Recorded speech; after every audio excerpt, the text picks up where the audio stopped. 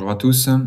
Aujourd'hui, je vais vous présenter les différents widgets du tableau de bord de Contava qui font la spécificité de Contava sur Dolibar. Donc, j'en ai affiché quelques-uns ici et je vais vous les expliquer. Avant de tout, chaque widget avec la petite croix ici est déplaçable. Voilà, si je veux le positionner ailleurs, je fais comme ça et je le déplace. Et il est condensable avec le petit accordéon ici si celui-ci m'intéresse ou m'intéresse pas. Qu'est-ce que j'ai comme widget sur cette page d'accueil? D'abord, très pratique, les devis signés depuis la dernière connexion. Donc, je sais ce que les clients ont accepté puisque j'ai pu envoyer des mails à mes clients, j'ai pu avoir des retours de mails. Donc, je vois tout de suite les devis qui sont à traiter.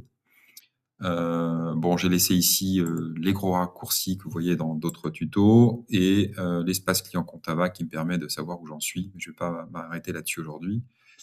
Un graphique qui me fait une photo de mon activité avec les devis ouverts qui ne sont pas acceptés, donc il va peut-être falloir que je relance mes clients.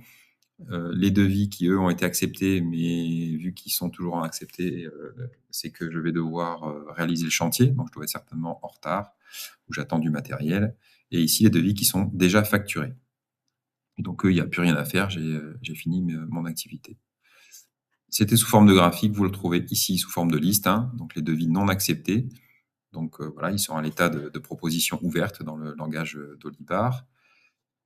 Et donc là, on a utilisé quelques informations d'un devis, donc un devis qui est non programmé, comme vous le voyez sur l'infobulle, c'est quand on n'a pas renseigné de date de livraison. Donc ça me permet de savoir que sans date de livraison, je ne sais pas encore quand je vais le faire. Si j'ai mis date de livraison mais que cette date de livraison, elle n'est pas dépassée, je suis encore avant cette date de livraison, ils vont arriver ici. C'est que je sais que je dois les faire, mais je ne les ai pas terminés encore. Et si la date de livraison dont j'ai parlé tout à l'heure est dépassée, en théorie, ça veut dire que les chantiers sont terminés si je ne suis pas en retard, et donc je dois les facturer. Donc ils apparaissent ici. Ça me permet vraiment d'un coup d'œil de savoir où à peu près où sont mes chantiers. Quand je les ai facturés, je vais aller voir ici l'état de mes factures, en vert les factures payées, en rouge les factures impayées.